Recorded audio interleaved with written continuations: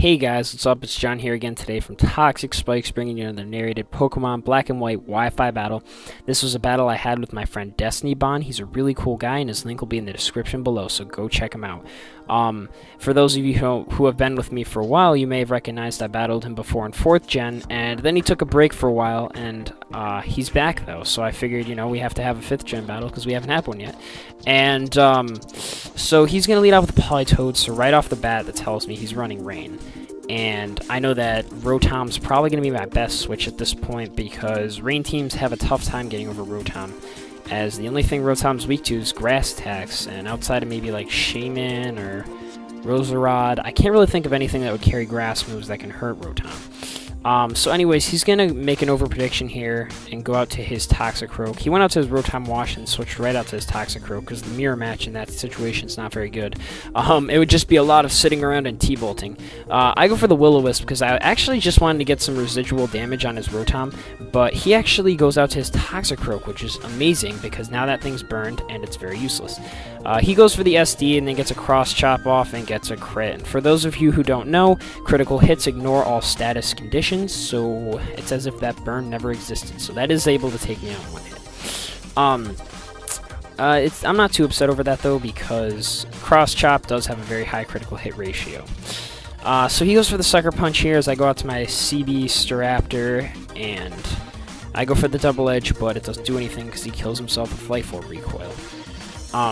Right here, he goes out to his Tentacruel, and I was thinking, you know what? I'm going to push the limits of Staraptor and see what this beast can do. And a Choice Banded Stab, 120 base power, Reckless Double Edge. It's just, it's not even like funny. That was a one-hit KO on a Tentacruel, and Tentacruels are bulky, albeit not physically bulky, but usually people run defense investments so they can at least take one physical hit, and for a non-super effective move to do that, that was impressive. So now I'm going to go out to my Hydreigon here, and I get another surprise to see how much Sludge Bomb can do on Hydreigon. I mean, that Sludge Bomb almost one-hit KO'd me, and that just goes to show how powerful Sludge Bomb can be on Gengar.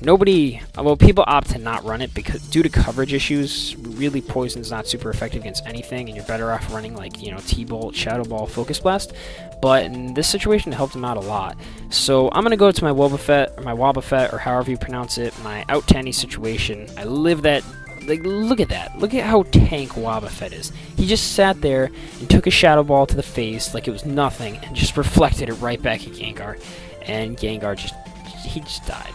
So now he's going to go out to his Politoed, and this is going to be kind of an annoying stall part. Pretty much what's going to happen is I outspeed him somehow.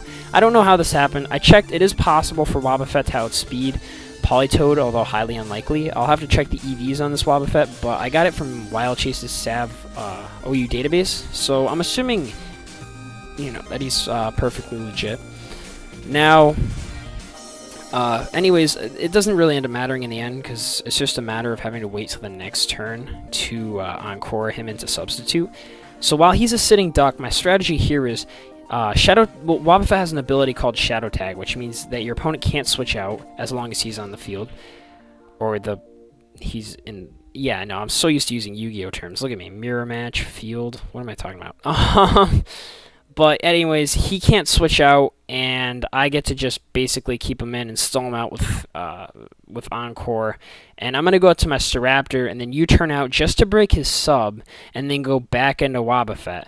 And so he's pretty much in a loop here.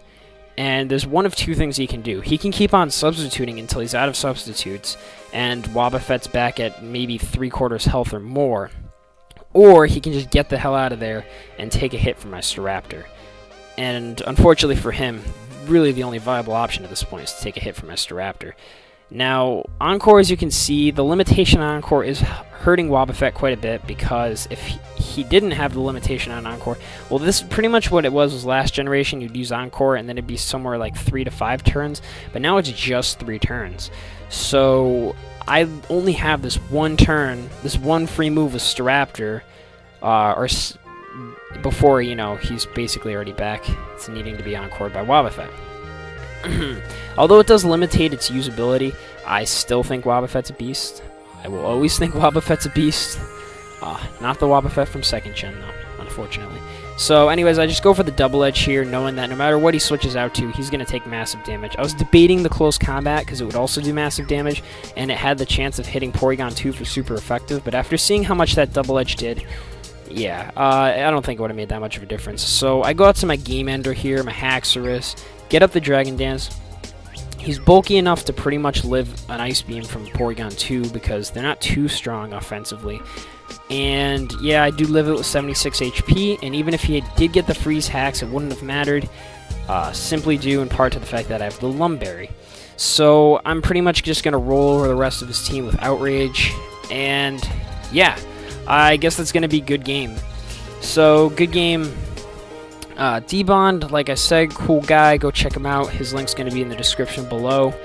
Anyways, on to the question of the day before the video cuts me off here. My question of the day today is, what is your favorite game, like not video game, like trading card game or board game or whatever? My favorite trading card game is the Yu-Gi-Oh! Trading card game, obviously, but, you know, some people like the Pokemon trading card game, some people like other things. So, rate, comment, sub. Peace, guys.